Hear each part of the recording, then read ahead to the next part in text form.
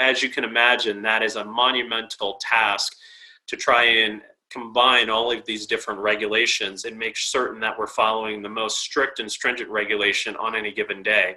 Our employee health team here at Avow has spent countless hours every day kind of going through all of these and combing through to make certain that if there's a conflict between two regulations and one is a lot more rigid than the other, that's the one that we follow at Avow. And the main purpose for that is, again, to make certain that we're doing everything within our power based on the most strict guidelines to protect our patients, their families, the children that we serve, and of course, all of our staff and volunteers.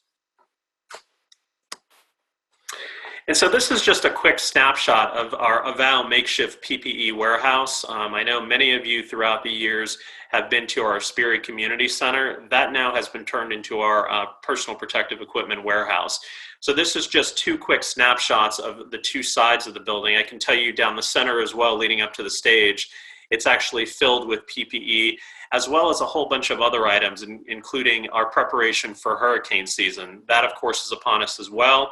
And so although we are certainly, again, deep into our ongoing strategy and fight against this virus, we also are preparing for hurricane season. And to that end, in addition to using it as a PPE warehouse, it's also become our staging area for all of our hurricane preparedness supplies.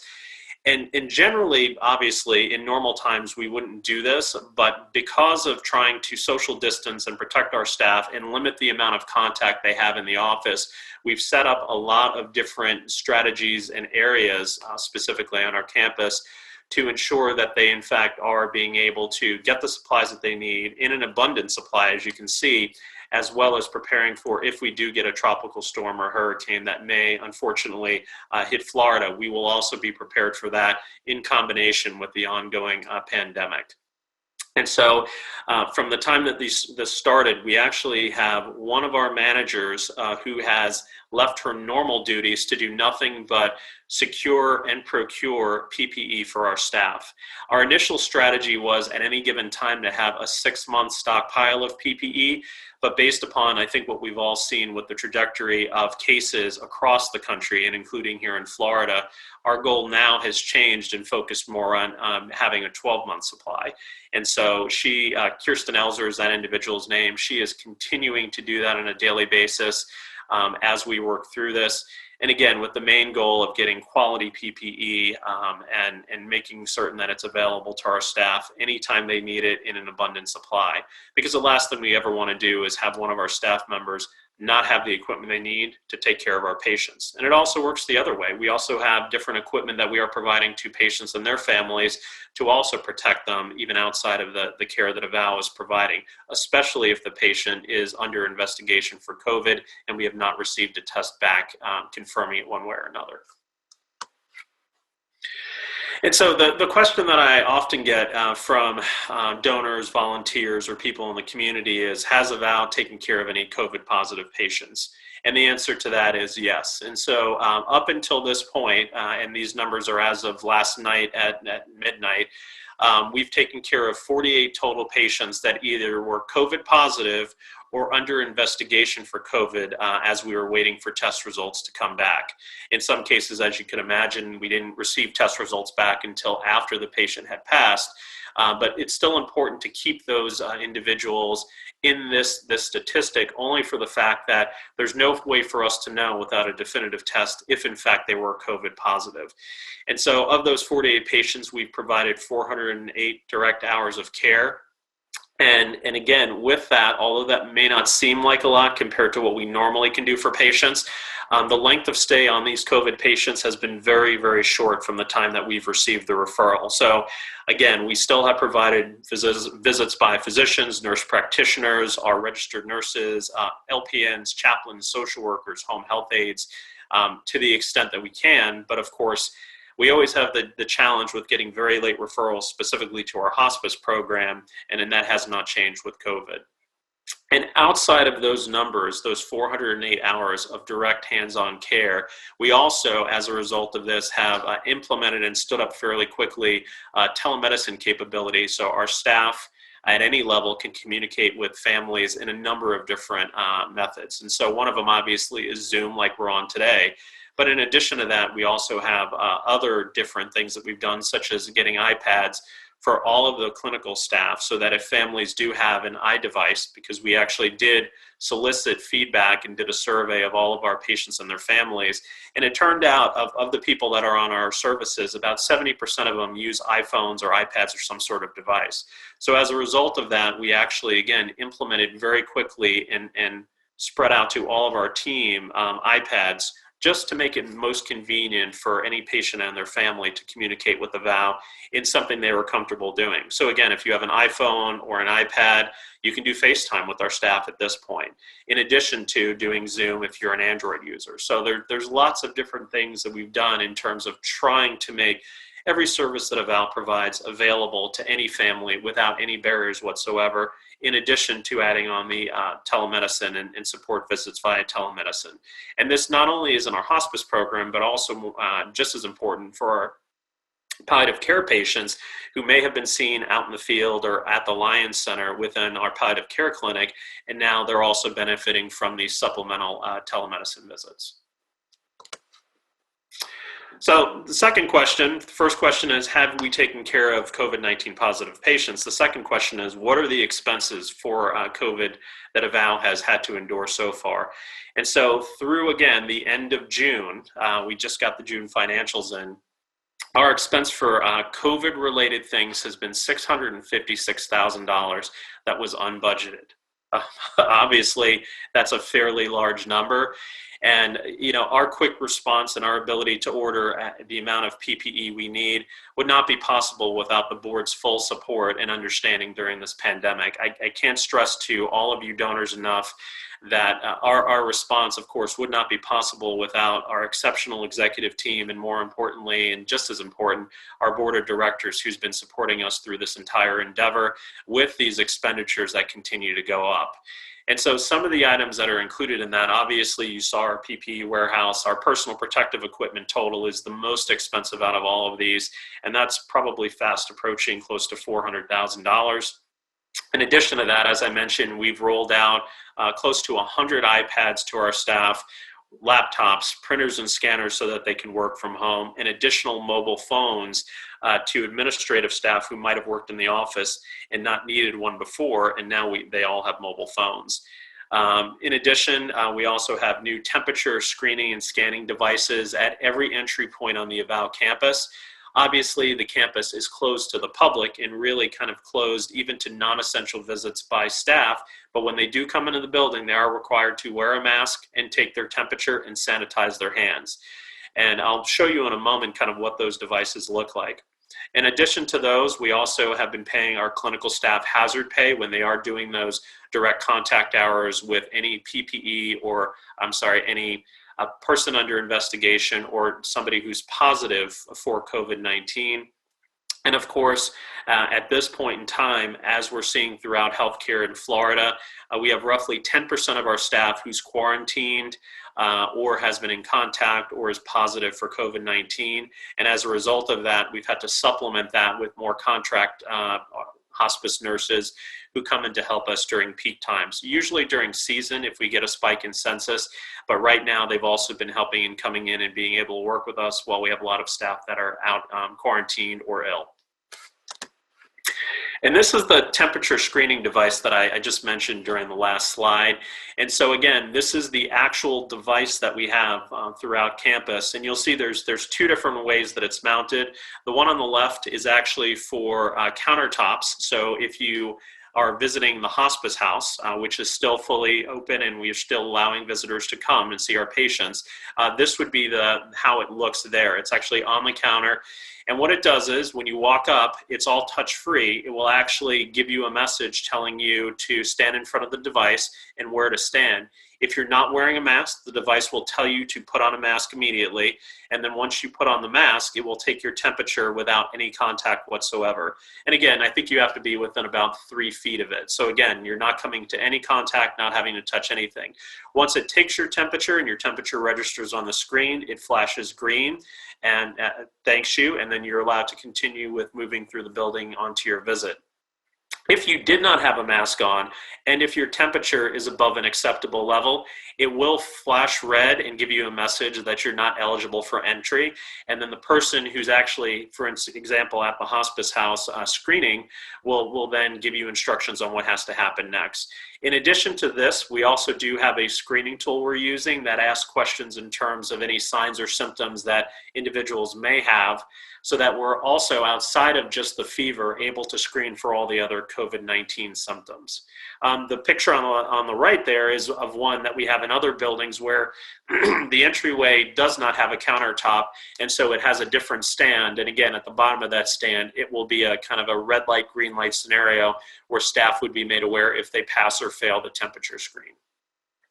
This is in addition to every single morning, every single different member of the team at Avow receives an automated email where they have to do a symptom screen for COVID-19, including, do they have a fever? Are they having any loss of taste or smell? Do they have a cough, congestion?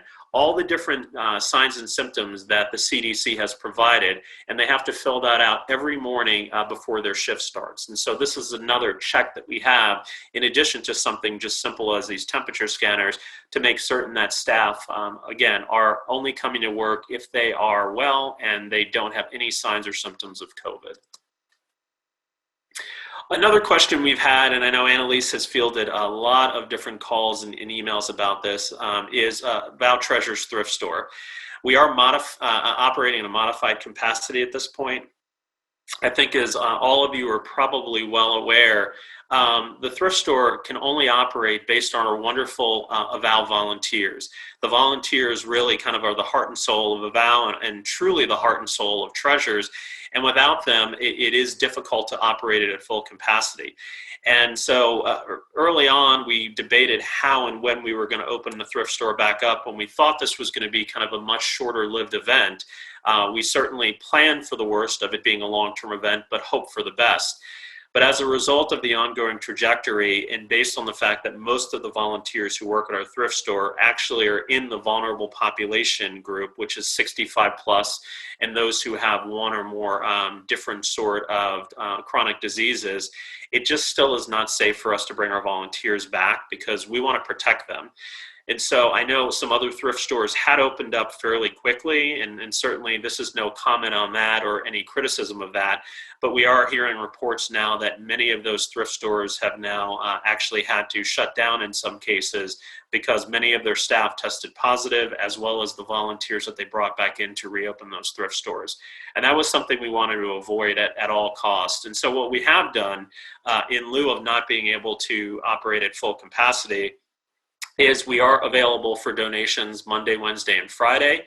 And we have reopened the Park Shore thrift store location of Treasures by appointment only for shoppers. And so this week was our test run for that. And I can tell you that every appointment slot has been full, and the sales have been fairly steady during the week. So we more than likely will continue that. And then at some point, look at the Davis location, also perhaps going to that model. But we're still deciding on that and waiting to see until we have enough data over the next couple of weeks before we justify that. And there is some good news, and we are going to get to some good news outside of COVID information. We did continue on with our Davis location expansion into another 1,000 square feet of retail space, and so that is now complete. So when Davis does reopen, it is going to be significantly larger, and I think more conducive to what we know our shoppers demand, and also what we hope to achieve by being over in that Davis corridor. And of course, any future plans for reopening, as I mentioned, are really going to be completely contingent on the COVID-19 trajectory specific to Southwest Florida and Collier County. Now, I certainly didn't want to bore all of you with a number of different slides that we look at on a daily basis. Every single week, we're on multiple calls with the County Emergency Operations Center, the Florida Department of Health, Collier County, NCH, PRMC, all the other healthcare providers in the community, looking at the data, looking at the statistics, and looking at the percent positive of all the tests that are happening, so that we're making real-time decisions with all the facts and data that is available at that point in time. We also are on weekly calls with the state of Florida and the Surgeon General, as he has those calls, to discuss any of their strategies or updated guidance for us. And so all of that, again, feeds back into our decisions that we're making, no matter what we're doing on campus with patient care, or as it relates to this slide with how we're operating the thrift stores. And throughout all of this, it hasn't stopped the fact that we are continuing to take care of our community that we serve. Again, I can't tell you enough how wonderful all of our staff have been throughout this entire event. I think we've all heard different horror stories around the country of staff refusing to come to work, calling out sick, or even worse, becoming sick themselves. But our staff has been wonderful throughout this. We've had great staff who continue to see their patients, including those that do have COVID-19 during this event. And you know, it's something that normally we would have celebrated or made more mention of, but the first time in Avow's history, during the midst of this pandemic, our average daily census for one day on our hospice program surpassed 400 patients. Now, usually that would be big news and cause for celebration, but at this point, it's been kind of low key. And the only reason why I'm even mentioning it here is because in the midst of a global pandemic, our staff's dedication resulted in the fact of now we're serving in some days over 400 patients a day in our hospice program, and also in our palliative care program. Our palliative care program, which is non-hospice, both in patients' homes as well as at the Lions Center, serves over 100 patients a day. And so between the two, Avow is serving over 500 patients a day in the community with hospice and palliative care services. And this is really a first for us, and it's unfortunate that it happened during the time of the pandemic, but certainly I think it speaks volumes to the dedication of our staff and all the different things we put into place to make certain that the care we're known for continues in light of the pandemic that we're facing. And of course, the Avow Kids program continues to grow, and you know, we've served over 250 children during the past year in this program, and look forward to serving many more. And again, we'll get into a little while how we are modifying those different types of visits in the face of COVID. But as I mentioned just before, these are some of our unfunded programs that, if not for philanthropic support, we would not have at Avow. So these are either unfunded or underfunded programs, and that includes our Avow Palliative Care program, our Avow Kids program, of course our Comp Therapies department, which is music, massage, Reiki, and art therapy. These are individuals that are licensed, credentialed, full-time staff of Avow who will go out and see our patients in the community, long-term care facilities, and of course, at the Francis Georgeson Hospice House. They've continued, even during this pandemic, doing whatever we need them to do and providing that same level of support to every patient and family who needs them. And they're just a great team. And again, just as the entire team at Avow has been willing to work through this, they're still there doing their duty. Of course, we have our adult bereavement services as well, which have continued on during the pandemic, and our veterans services. In the midst of the pandemic, we're very close to achieving our level 5 We Honor Veterans designation from the National Hospice and Palliative Care Organization, as well as the Veterans Administration. So this is really our gold seal, if you will, of the lengths we go to recognize veterans that are under our care and in our programs. And Annalise Smith is actually leading that effort and doing an exceptional job. But this is an important slide because even in the midst of this pandemic and even in the midst of everything that's going on, we have continued these unfunded or underfunded programs without any stop whatsoever. And that, again, I think, as I mentioned, is a testament to the commitment of our staff and, more importantly, the commitment by our board of directors to make certain that Avow continues to differentiate itself from other hospice-centric organizations, not only in Florida, but throughout the country, with programs like this. And of course, each one of you as donors makes these possible, and really you want us to continue to be dynamic and provide things that are different than just what other programs can provide. And so we truly appreciate that, and I want you to all know that we will continue these programs even as the pandemic continues on.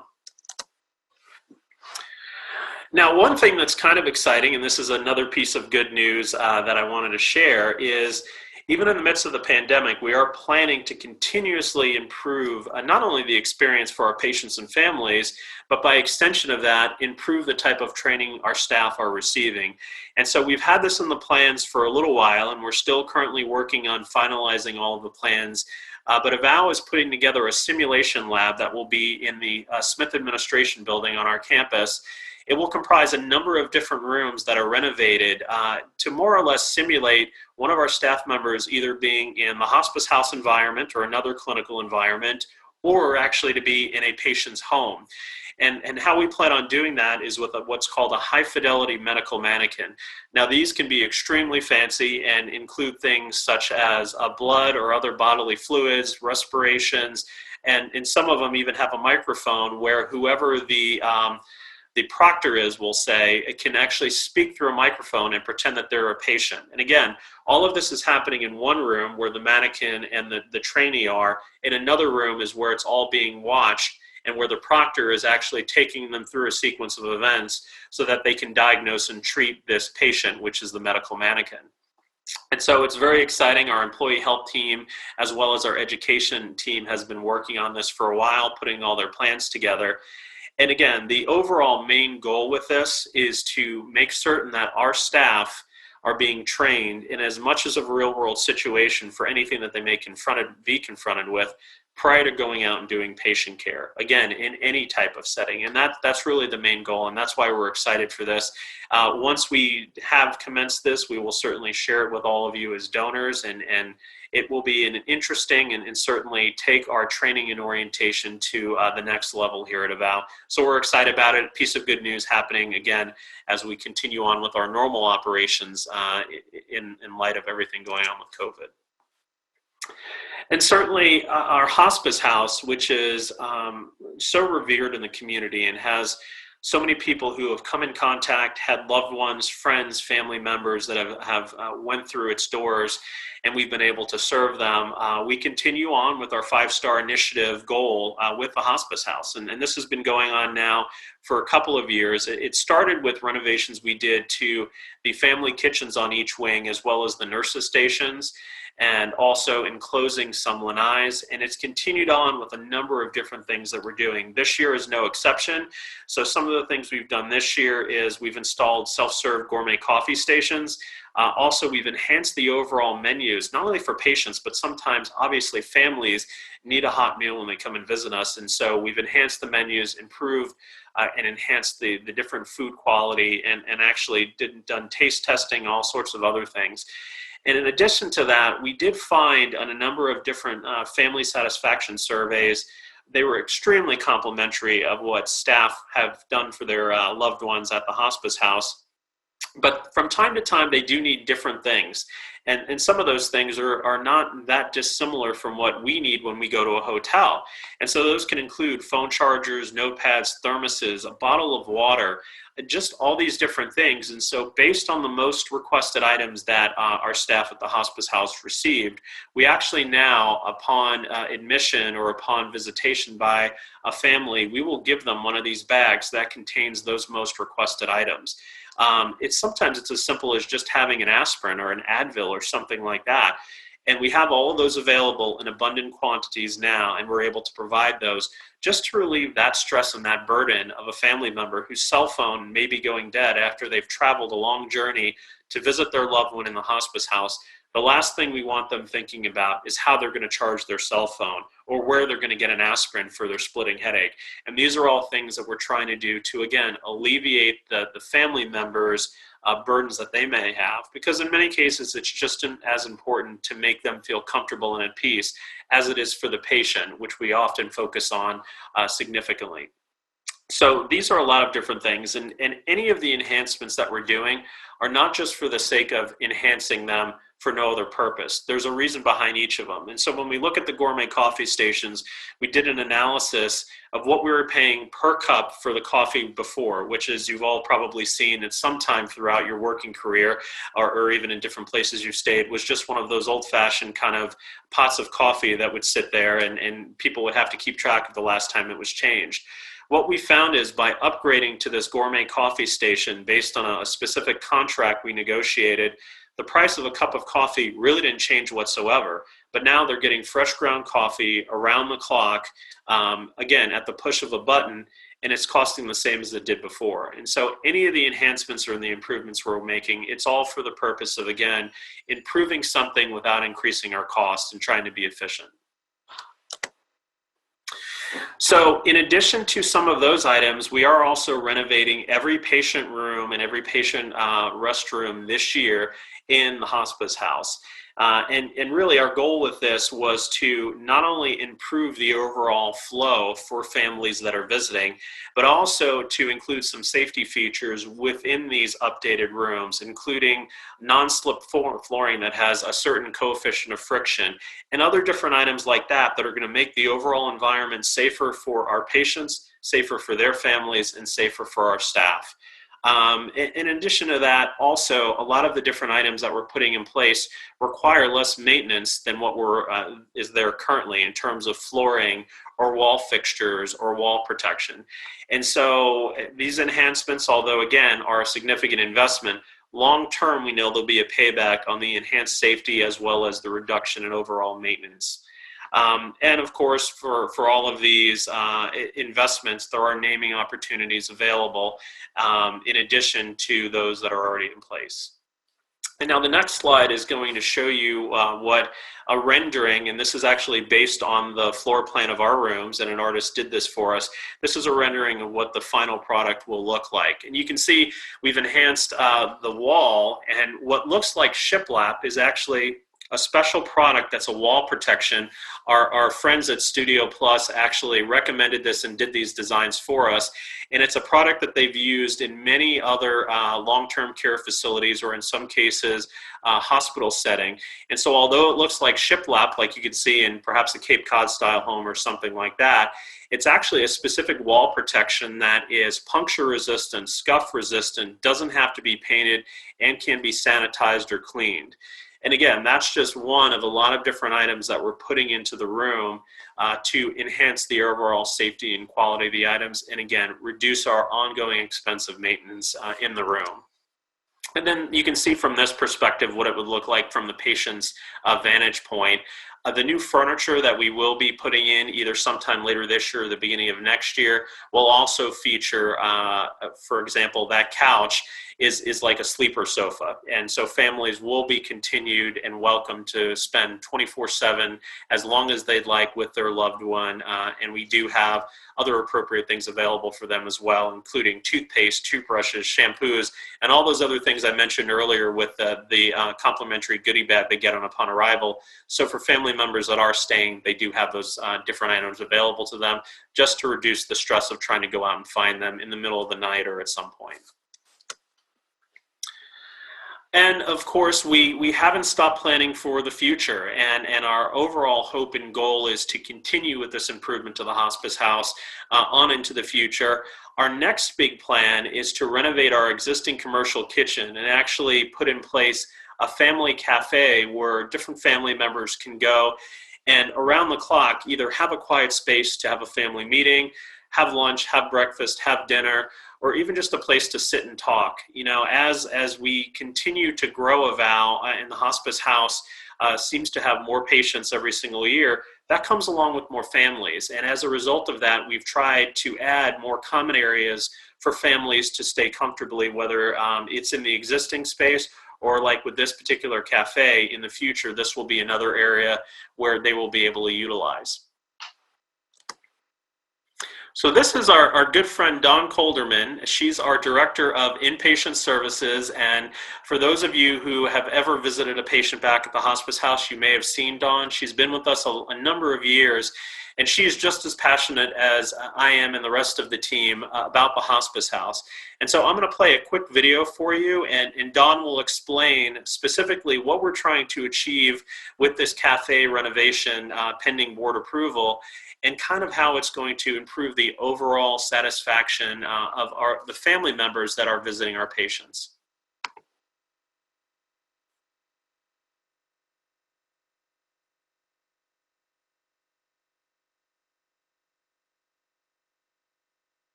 Oh, sorry about that. We have found that the only thing that we really know that we can improve on greatly would be our ability to provide a warm meal to our families. Currently, they would have to go out of our brought in, and honestly, they really want to just spend the time with their loved one, not have to leave the building, just get some comfort food. And our current kitchen really is not set up to provide such an option. This vision includes for our kitchen actually opening up this entire wall. As you can see, it encloses the kitchen in completely, and by opening this entire area, this will be able to create the cafe style that we're looking to create. Come out into the kitchen and I'll show you what it currently looks like. There is a tremendous amount of wasted space not being utilized to our advantage. So our concept, our vision looking forward, would be to completely open up this entire area, again down to the studs. We will then have a bar height or counter running across the entire length of the kitchen, which will free up all of this open space for family-style meals. We would love to see the ability to create a cafe-style kitchen, an open kitchen area that provides seating for families and where they can just be provided a comfortable, warm meal at any time, breakfast, lunch, or dinner, and not have to leave our hospice house. They'll see them cooking, they'll see them being able to make that meal for them, and then serve it to them right at their table. Macaroni and cheese, pasta meals, chicken meals, something warm, something they can relate to. They would love the ability to sit somewhere with their family, maybe for the last time as a family, and have a nice warm meal and not have to have it brought in. They're looking for time to spend with their family.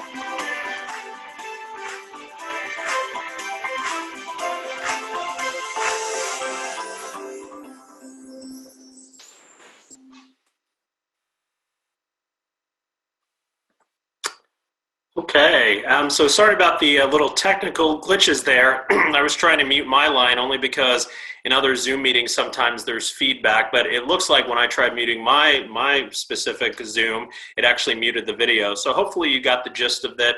And what we'll actually do here is show you the two renderings of what the proposed kitchen is. And just like with the patient rooms, these renderings are actually based on the existing square footage that you just saw in the Hospice House commercial kitchen. And so if we open up that wall, as Dawn was discussing, this is how it would look once we repurpose all that area into a family kitchen.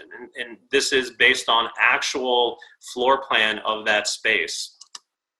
And again, as I said, the main goal with this is to give families a place where they can go and relax around the clock, and again, have a snack or things of that nature just to be more comfortable. The other thing it does, again, for the larger families is sometimes we can have 30 or 40 family members, and that is not an exaggeration, visiting our different patients within the hospice house. This would be an overflow space that is certainly needed and they can certainly utilize. And so we're certainly looking forward to this. And again, our estimated cost on this investment into the hospice house will be about $450,000. And all of that is completely based on what we're going to get from our donations and the ongoing generosity of our donors, pending board approval. And so in addition to that, we continue to plan for the future in terms of our strategy. It's one of those things where as healthcare in the United States is advancing and changing, we as well are looking to change along with it, because one way or another we're going to get pulled along. And so to that end, we spent about a year working on what our strategic direction should be. And based upon all of that work, the executive team and the board of directors decided really what our focus should be on is enhancing the services that we provide to the community. And so now that we've got the direction we want to go in out of the way, we're working currently on what our strategic plan will be and how we can execute on that. And so some of the things that we're facing in the United States as a hospice-centric company is the fact of we very soon may see a hospice carve-in where HMOs around the United States are allowed to contract with hospice programs. Historically, how it's been is we receive the majority of our reimbursement for hospice, for example, from Medicare. if this carve-in goes into place, then the insurance companies will have the ability to pick and choose and contract with certain hospice programs potentially. And so that's something we're keeping our eye on in really developing our programs around where we see these insurance models going and what they're demanding based upon their contracting from different programs.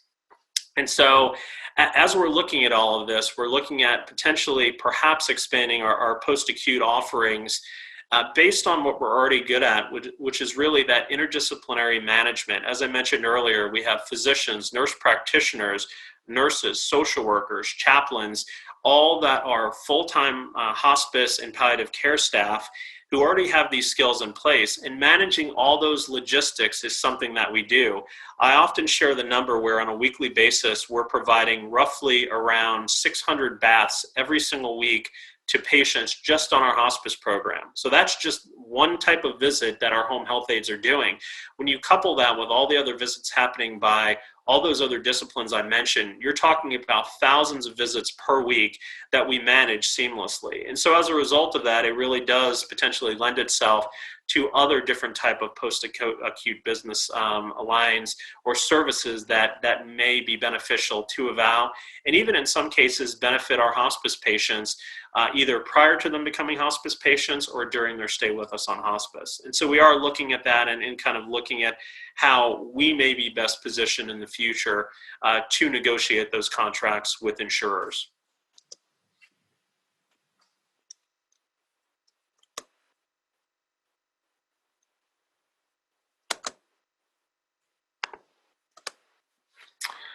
And another way that we're planning for the future here at Avow is with endowments. And we have had some long-standing endowments for certain specific programs, but this year was the first time where we've actually had an opportunity to establish two new endowments. One is for hospice services, thanks to a generous gift from the Johannan family. And another one is for our palliative care services. And this is another generous gift that helped us start this from the Ivan Bowen Family Foundation. And so these are two, and as we continue to prepare for the future, we're going to grow these endowments, but also are looking forward to potentially being able to endow some of our other programs like we talked about earlier, including our complementary therapies, Avow Kids, or other ones like that. And so certainly, as donors, and as I'm also a donor to Avow, it's very important for me to know that we are planning for the future, and the services that all of our patients and families and clients enjoy today, we want them to be there for a long time. And so this is one way that we're being responsible stewards and making certain that the services that we're known for today will continue on into the future.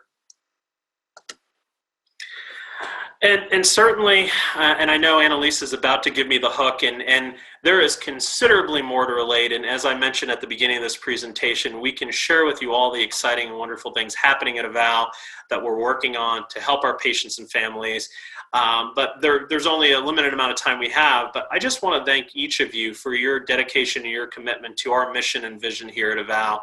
Without our donors, just like without our volunteers, everything we do for this community would not be possible. And the support that we receive certainly helps our staff just continue to provide that care to patients, especially during such a pandemic that we're in right now. So without your support, none of what we do would be possible, and I just truly want to say thank you.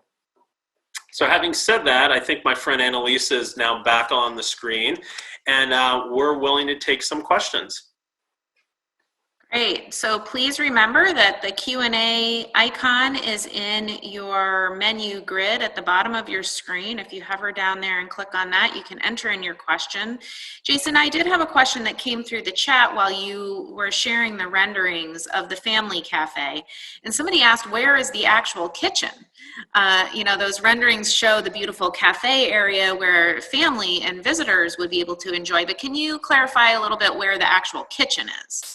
I can. So there's actually, and probably the best thing I can do is go back to that rendering, Annalise. So if everybody will bear with me for 1 second, I can go back there.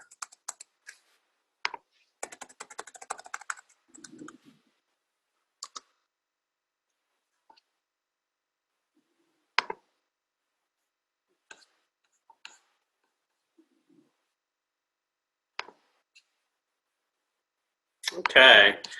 So Annalise, can you see that? I can see the rendering, yes. Okay, perfect. So this is actually the kitchen behind this countertop here, where we would actually have the cooktop. You can see what looks to be a residential type faucet.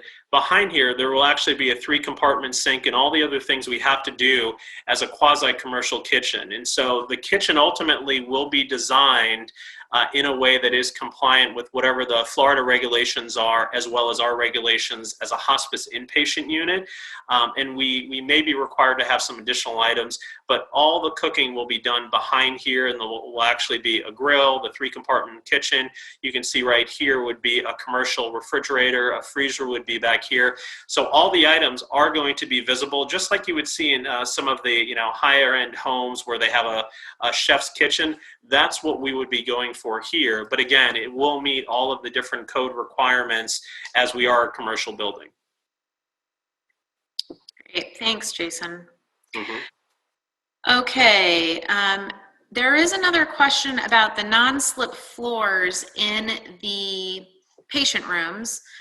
Someone who is particularly interested in our Parkinson's partnership with the Struthers, someone who knows that we've gone to great lengths to ensure our staff are specially trained in treatment of Parkinson's patients. And this might be a question you can't answer right now on the fly, Jaysen, but are you able to address the flooring and how that may or may not be conducive for a Parkinsonian?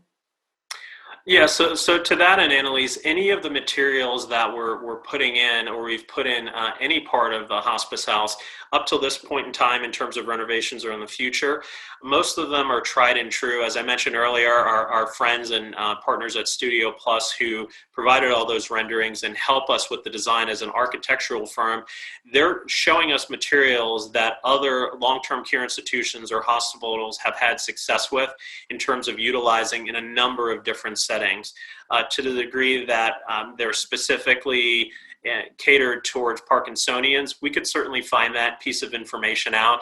I would hate to say, yes, without having a direct answer, but the materials have been used in hospital settings, assisted living, skilled nursing settings, and some of those certainly would have Parkinson's patients.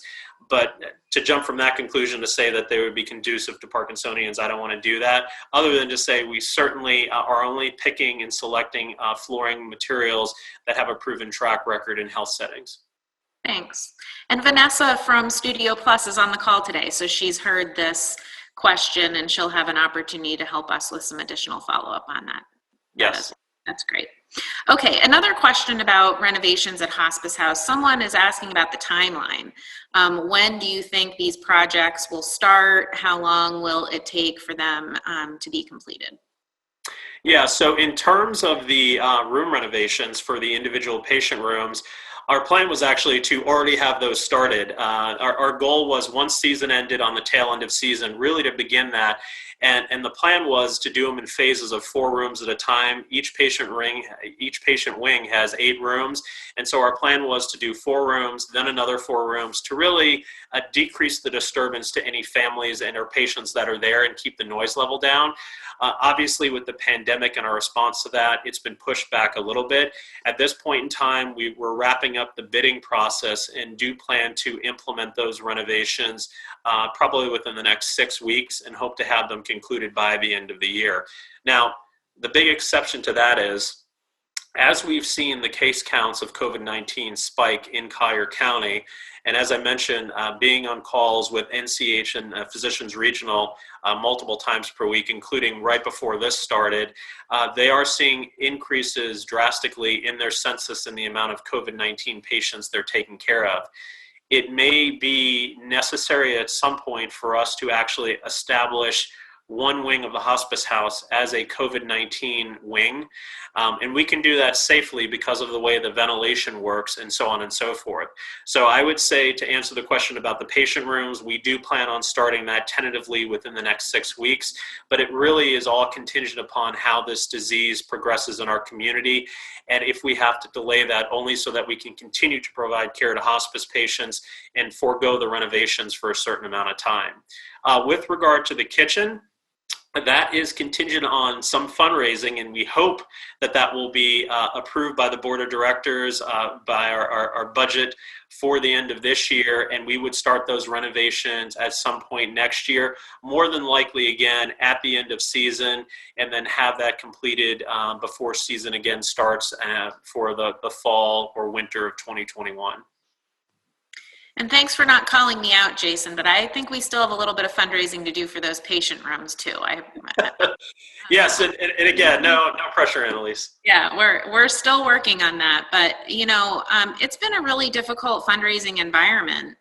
We've had a lot of luck reaching people by phone because we have sort of a captive audience. Everybody's at home; they're not off golfing or vacationing or doing fun things with their families. So we've had a lot of great phone conversations. But as fundraisers, we're not accustomed to asking for gifts or making solicitations by phone. We prefer to do those things in person. And so we haven't had as many opportunities to talk directly with donors about larger gifts, which we hope to continue getting more comfortable with doing it in new ways moving forward.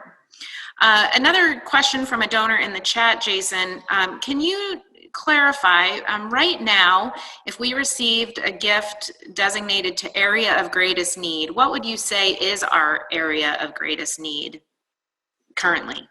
So right now, our area of greatest need is really staffing. And as I mentioned during the chat, this has been an ongoing challenge, and it's just been exacerbated by the surge in cases that we've experienced over the past couple of weeks. As I said earlier, right now about 10% of our staff, so our staff is roughly around 250 individuals.